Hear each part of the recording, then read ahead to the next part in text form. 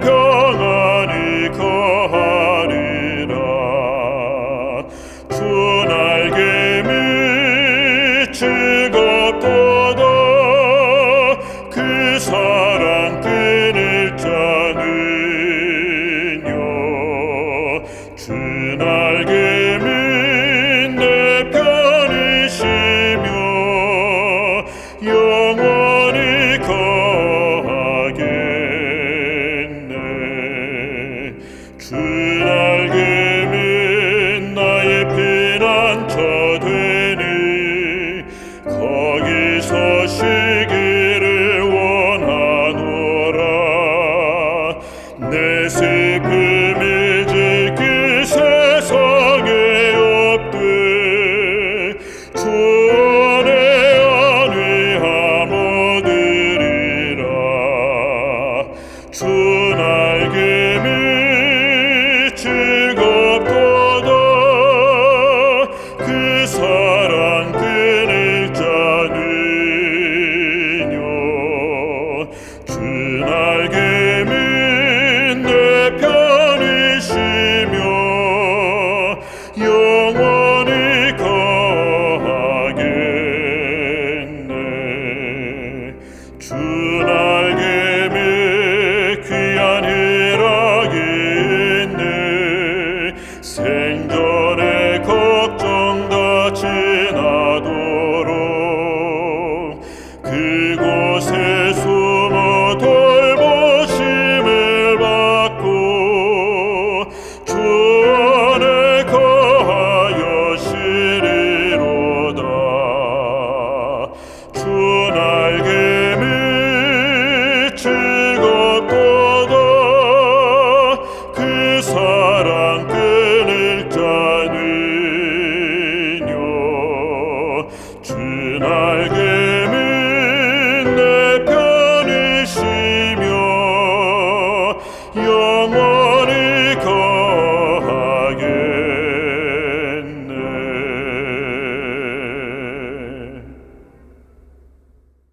하늘에 계셔서 저희를 사랑해 주시는 주님, 중계청년 기도 주간을 맞이하여 주님 앞에 예배드릴 수 있는 시간을 주셔서 감사드립니다. 특별히 귀에 쓰시는 이주덕 목사님을 보내주셔서 은혜 받게 하여 주심에 더욱 감사드립니다. 오늘은 기도 주간 네 번째 시간으로 기생자의 사랑이라는 제목으로 말씀을 듣고자 합니다. 보아스와 룻 그리고 나아미의 이야기를 통해 주의 인도하심과 사랑에 대해 알게 해주시고 온전한 마음으로 하나님을 섬겼던 룻의 믿음을 본받을 수 있도록 인도하여 주세요. 예배가 마칠 때까지 함께 해주시기를 사랑이 많으신 예수님의 이름으로 간절히 기도드립니다. 아멘.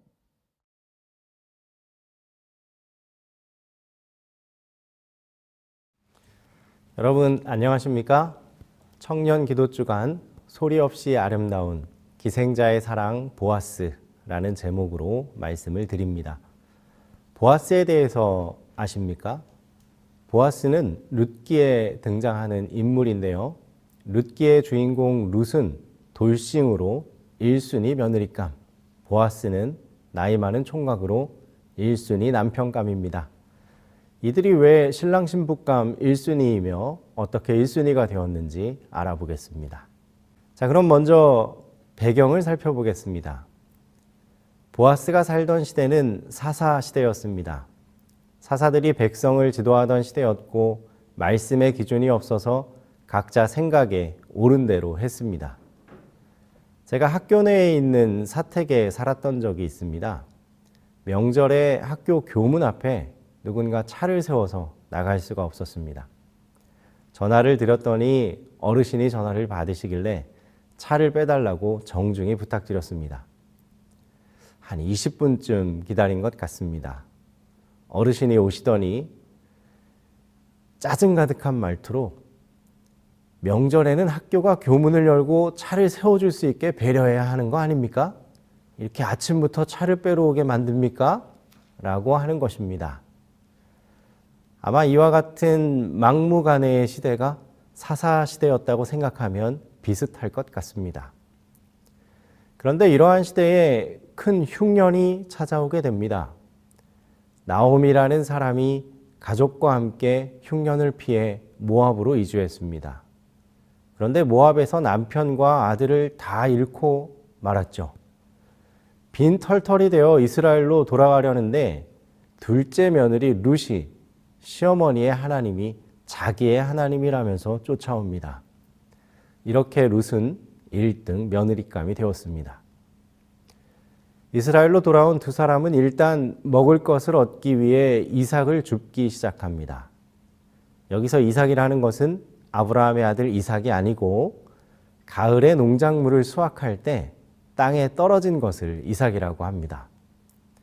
보통은 바쁘기 때문에 그대로 두고 농사가 다 끝난 다음에 주워 모으거나 하는데 하나님께서는 가난한 사람을 위해서 이삭을 줍지 말고 오히려 일정 부분 아예 수확하지도 말고 그대로 두라고 말씀하셨습니다.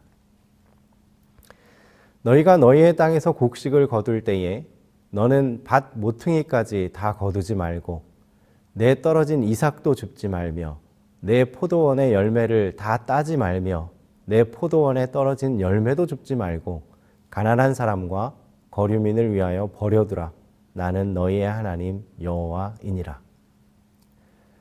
그런데 룻은 하필이면 보아스라는 사람의 밭에 이삭을 줍게 됩니다. 룻기 2장 1절은 나오미의 남편 엘리멜렉의 친족으로 유력한 자가 있으니 그의 이름은 보아스더라 라고 기록합니다. 유력하다라는 말은 말 그대로 있을 이유에 힘이 있다는 뜻입니다. 그러나 성경이 의미한 바는 영향력도 있고 재력도 되는 힘 있는 부자를 가리키고 있습니다. 보아스는 외국인 룻의 신앙과 그 시어머니에 대한 효도를 들어서 알고 있었습니다.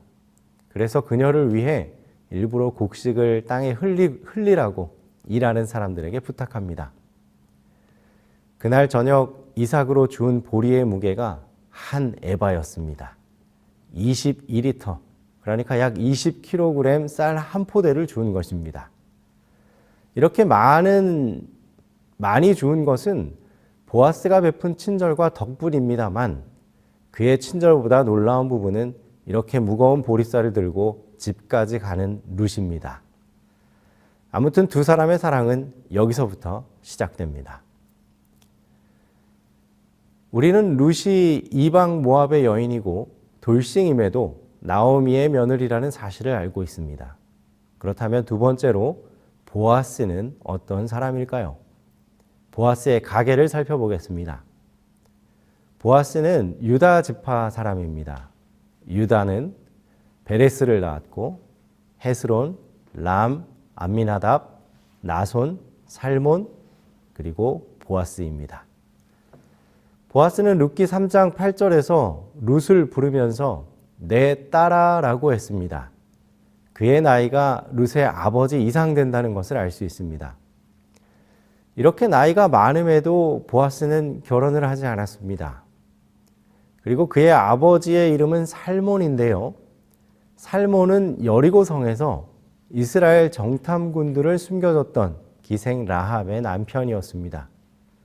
그러므로 보아스의 엄마는 여리고 사람이었고 우리는 이스라엘 백성이 이방 사람, 그러니까 외국인을 천대한다고 생각하기 쉽습니다만 모세는 분명히 이렇게 말했습니다. 너는 이방 나그네를 압제하지 말며 그들을 학대하지 말라. 너희도 애굽 땅에서 나그네였음이라. 모세와 여호수아는 외국인 중에 항복하고 하나님의 편 사람들은 누구나 받아주었습니다. 애굽 사람, 또 애굽 사람과 섞인 이스라엘 민족, 가나안의 기브온 민족 등이 그 예입니다. 그 중에 여리고 여인 라합과 그의 가족과 친족도 있었죠. 그런데 이방 여인의 믿음이 이스라엘 민족의 믿음보다 더 대단합니다. 흉년이 들었을 때 부자였던 엘리멜렉은 그의 피난처를 이방 나라 모압이라는 곳에서 찾았습니다. 그러나 여리고 여인 라합과 그의 남편 살몬은 흉년 중에도 여전히 이스라엘 베들레헴을 지키고 있었습니다. 마침내 흉년을 극복했고 그리고 그의 아들 보아스는 베들레헴 성에 유력한 사람이 되었습니다. 반면 엘리멜렉은 그의 아들들과 함께 타국에서 죽고 말았죠. 사랑하는 여러분, 하나님께 끝까지 충성하시기 바랍니다. 흉년과 같은 고난 중에도 하나님을 선택하시기 바랍니다. 이렇게 주운 보리를 가지고 집으로 돌아갔더니 시어머니 나오미가 깜짝 놀라며 말합니다. 얘 어떻게 이렇게 많이도 이삭을 주워 왔느냐? 그러자 보아스의 밭에서 이삭을 주운 이야기, 그리고 보아스가 자기에게 베푼 은혜들을 말합니다. 그러자 나오미가 20절에 이렇게 말합니다. 나오미가 자기 며느리에게 이르되 그가 여호와로부터 복받기를 원하노라. 그가 살아있는 자와 죽은 자에게 은혜 베풀기를 그치지 아니하는도다 하고, 나오미가 또 그에게 이르되 그 사람은 우리와 가까우니 우리 기업을 물을 자 중에 하나이니라 하니라. 나오미가 깜짝 놀라며 보아스가 기업 물을 자 중에 하나라고 말합니다. 그는 기업 물을 자다. 오늘 말씀의 핵심이 바로 이 말씀입니다. 기업 물을 자는 영어로 The Lord blessed him. Naomi said to her daughter-in-law, He has not stopped showing his kindness to the living and the dead. She added, That man is our close relative. He is one of our kinsmen redeemers. Redeemer입니다. 구원이 영어로 redemption입니다. 그리고 구원자가 바로 Redeemer입니다. 그러니까 20절 말씀을 다시 읽으면 그 사람은 우리와 가까우니 우리를 구원할 자 중에 하나이니라 하니라 라는 말로도 읽을 수 있습니다. 그렇다면 어떻게 기업을 무르다 라는 말이 구원하다 라는 말이 되었을까요? 그 근원은 이렇습니다. 여호수아 13장에는 이스라엘 백성이 가나안을 정복하고 땅을 분배하는 내용이 나옵니다. 각각 크게 지파별로 지역을 나눈 후에 지파의 가족별로 다시 땅을 나눕니다. 그리고 그 땅은 하나님이 주신 땅으로서 사고 팔지 못하고 영원히 그의 가족의 땅이 되게 했습니다. 그러나 혹 빚을 지게 된다거나 병들어 큰 돈이 필요하게 된다거나 흉년으로 나오미처럼 다른 곳으로 피해 간다거나 하면 땅을 어쩔 수 없이 팔게 되는 것입니다. 그렇게 되었을 때 가까운 형제 그리고 친척 중에 한 명이 그 땅값을 대신 갚아주는 것, 이것을 바로 기업을 무른다라고 말하는 것입니다. 땅값을 대신 갚아주는 사람을 기업 무르는 자라고 말하는 것이죠. 바로 이 사람이 영어로 리디머, 우리말로 구원자입니다. 사랑하는 여러분이시여, 여기 빈털털이 되고 과부된 나오미가 있습니다. 우리도 나오미처럼 죄와 허물로 완전히 빈털터리가 되었습니다. 남편은 죽었습니다. 두 아들도 잃었습니다. 여자 홀로 어떻게 그 큰 빚을 다 갚을 수 있겠습니까? 며느리와 매일매일 이삭을 주어서 하루하루 살아가야 할 팔자, 없으면 굶어야 할 신세가 되었습니다. 우리도 그렇지 않습니까? 우리의 죄값을 우리가 치러야 하는데 치를 방법이 도무지 없는 것입니다. 왜냐하면 죄의 가격은 사망이기 때문입니다. 그런데 여러분, 보아스가 구원자가 되었던 것처럼, 보아스가 나오미의 빚을 갚아주는 사람이 된 것처럼 우리 예수님께서 우리의 구원자, 기업 물을 자가 되셨습니다. 예수님께서 우리의 죄값을 갚아주셨고 우리를 구원해 주셨습니다. 우리의 가장 가까운 친척이 바로 기업 물을 자이신 구원자 예수 그리스도이신 것입니다. 나오미가 이어서 말합니다. 그 사람이 기업 물을 자 중에 한 사람이다. 그와 결혼하면 그가 우리의 기업을 물려줄 것이다. 그가 우리의 빚을 갚고 땅을 회복시켜 줄 것이다. 자, 그래서 나오미의 며느리 룻과 보아스가 결혼을 했을까요? 안 했을까요? 했습니다. 드디어 보아스와 룻이 결혼을 하게 됩니다. 그들이 받은 축복에 대해서 읽어보겠습니다. 성문에 있는 모든 백성과 장로들이 이르되 우리가 증인이 되나니 여호와께서 내 집에 들어가는 여인으로 이스라엘의 집을 세운 라헬과 레아 두 사람 같게 하시고 내가 에브라에서 유력하고 베들레헴에서 유명하게 하시기를 원하며 여호와께서 이 젊은 여자로 말미암아 내게 상속자를 주사 내 집이 다말이 유다에게 낳아준 베레스의 집과 같게 하시기를 원하노라 하니라. 사람들이 엘리멜렉의 기업을 모르고 룻을 통해 엘리멜렉의 가문을 이어주는 보아스를 보고 이렇게 축복합니다. 그의 집이 베레스의 집과 같이 되기를 원하노라. 베레스가 누구입니까? 유다의 며느리 다말이 유다에게서 낳은 아들입니다. 원래 유다의 장자는 엘이었고 그의 아내는 다말이었습니다. 그런데 엘이 자식이 없이 죽고 말죠. 그러니 가장 가까운 형제인 동생 오난이 형을 위해 형의 이름으로 가문을 이어갈 아들을 낳게 하려 합니다. 기업을 모르려고 하는 것입니다. 쉽게 말해 형수가 낳은 아들이 그 집안의 장자가 되는 것이죠. 그러니 동생 오난은 형수가 아이를 낳지 않으면 자신이 장자가 되기 때문에 일부러 임신을 피했습니다. 이것이 하나님 보시기에 악했고 그른 죽임을 당했습니다. 유다는 이 일로 셋째 아들 주기를 거부합니다.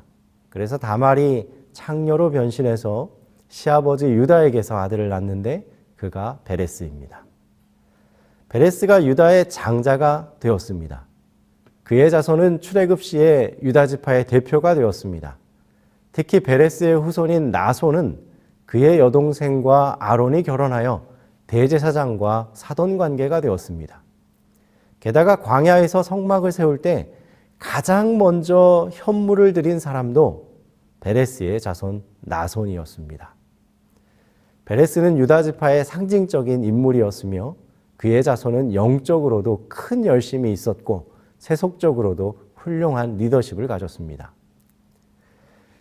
지금 엘리멜렉의 이름을 이어준 보아스를 향해 사람들은 보아스의 집이 베레스의 집처럼 되길 기원했습니다. 여러분, 이것은 엄청난 축복인 것입니다. 자, 그럼 이제 두 사람이 자녀를 낳았을까요? 네, 낳았습니다. 여기 4장 13절에 자녀들의 이름이 나옵니다. 그래서 나오미가 머리를 써서 보아스와 룻이 결혼하게 됩니다. 결혼하고 자녀를 낳게 되는데 자녀의 이름이 13절부터 기록됩니다. 이에 보아스가 룻을 맞이하여 아내로 삼고 그에게 들어갔더니 여호와께서 그에게 임신하게 하심으로 그가 아들을 낳은지라. 여인들이 나오미에게 이르되 찬송할지로다. 여호와께서 오늘 내게 기업 물을 자가 없게 하지 아니하셨도다. 이 아이의 이름이 이스라엘 중에 유명하게 되기를 원하노라. 이는 내 생명의 회복자이며 내 노년의 봉양자라. 곧 너를 사랑하며 7 아들보다 귀한 내 며느리가 낳은 자로다 하니라. 나오미가 아기를 받아 품에 품고 그의 양육자가 되니 그의 이웃 여인들이 그에게 이름을 지어주되 나오미에게 아들이 태어났다 하여 그 이름을 오벳이라 하였는데 그는 다윗의 아버지인 이새의 아버지더라. 17절에 아들이 이름이 무엇이라고 했지요? 오벳이라고 합니다. 오벳이 누구를 낳게 되는지 한번 보시죠. 오벳은 이새를 낳고 이새는 다윗을 낳았더라. 아들을 낳은지라 아들 이름은 오벳입니다. 그가 다윗의 할아버지가 되고 다윗에게서 기업 물을 자 예수님이 태어나신 것입니다. 우리의 기업 물을 자가 되시고 친척이 되시고 유력한 자 되시는 우리의 친족, 그분이 바로 예수님이십니다. 사실 우리는 그분과 친족 관계가 되지 않습니다. 저주받은 이방 민족일 뿐이지요. 거저 주시는 은혜로 약속의 백성이 되었고 그리고 그분의 친족이 된 것입니다. 그런데 룻기는 베레스의 계보를 열거하면서 이렇게 기록합니다. 베레스의 계보는 이러하니라. 베레스는 헤스론을 낳고 헤스론은 라암을 낳고 라암은 암미나답을 낳고 암미나답은 나손을 낳고 나손은 살몬을 낳고 살몬은 보아스를 낳고 보아스는 오벳을 낳았고 오벳은 이새를 낳고 이새는 다윗을 낳았더라. 기업을 모르는 일에는 그 형제가 자식이 없이 죽으면 그 과부에게 아이를 낳아 형제의 이름을 잊게 하라는 명령이 신명기 25장에 기록되어 있습니다. 그러므로 보아스가 아닌 엘리멜렉의 족보가 들어가야 합니다. 살몬은 엘리멜렉을 낳고 엘리멜렉은 오벳을 낳고 이와 같이 기록되어야 하는 것이죠. 그런데 여기 보아스의 아들로 이름이 기록되어 있습니다. 사랑하는 여러분, 우리는 세상과 죄에 속하여 자칭 임금인 사단의 아래서 죽음의 운명을 가진 사람입니다. 사단은 우리가 사단이 시키는 대로 죄를 짓고 삶으로 자신의 자손이라고 억지를 부립니다. 그러나 우리의 형제 예수님께서 우리를 죄의 권세에서 사단의 아래에 있는 우리를 위해 죄의 값, 핏값을 지불하시고 하나님의 저주를 대신 지심으로 우리를 구속해 주셨습니다. 그러나 거기서 끝난 것이 아닙니다. 죄를 용서해 주시고 구원해 주셨을 뿐 아니라 예수님의 형제가 되게 하셨고 하나님의 자녀가 되게 해 주셨습니다. 거룩하게 하시는 이와 거룩하게 함을 입은 자들이 다 한 근원에서 난지라. 그러므로 형제라 부르시기를 부끄러워하지 아니하시고 또다시 내가 그를 의지하리라 하시고 또다시 볼지어다 나와 및 하나님께서 내게 주신 자녀라 하셨으니 자녀들은 혈과 육에 속하였음에 그도 또한 같은 모양으로 혈과 육을 함께 지니심은 죽음을 통하여 죽음의 세력을 잡은 자 곧 마귀를 멸하시며 또 죽기를 무서워함으로 한평생 매어 종노릇 하는 모든 자들을 모아주려 하심이니 우리를 거룩하게 해주시고 형제라 불러주시고 하나님의 자녀가 되게 해주셨습니다. 기생의 아들 보아스가 모든 것을 잃은 나오미와 룻에게 은혜를 베풀어 그 가게를 회복해 준 것처럼 여자의 후손으로 태어난 예수님께서 우리의 잃어버린 모든 것과 생명을 회복해 주셨습니다. 뿐만 아니라 예수님은 우리의 형제가 되어 주셨고 우리로 하나님의 자녀가 되는 자격까지 회복해 주심으로 다시는 사단과 사망에 종노릇하지 않게 해주신 것입니다. 이제는 너희가 죄로부터 해방되고 하나님께 종이 되어 거룩함에 이르는 열매를 맺었으니 그 마지막은 영생이라. 영접하는 자 곧 그 이름을 믿는 자들에게는 하나님의 자녀가 되는 권세를 주셨으니 이는 혈통으로나 육정으로나 사람의 뜻으로 나지 아니하고 오직 하나님으로부터 난 자들이니라. 말씀을 마치겠습니다. 사랑하는 아버지 하나님, 우리의 구원자 그리고 우리의 기업 물을 자가 되어주셔서 감사합니다. 우리가 주의 자녀가 될 자격이 없는 이방인이고 또 기생의 아들임에도 불구하고 하나님께서 하나님의 자녀 삼아 주셨습니다. 그 은혜에 날마다 감사하며 살게 하여 주옵소서. 사랑하는 예수님 이름으로 기도합니다. 아멘.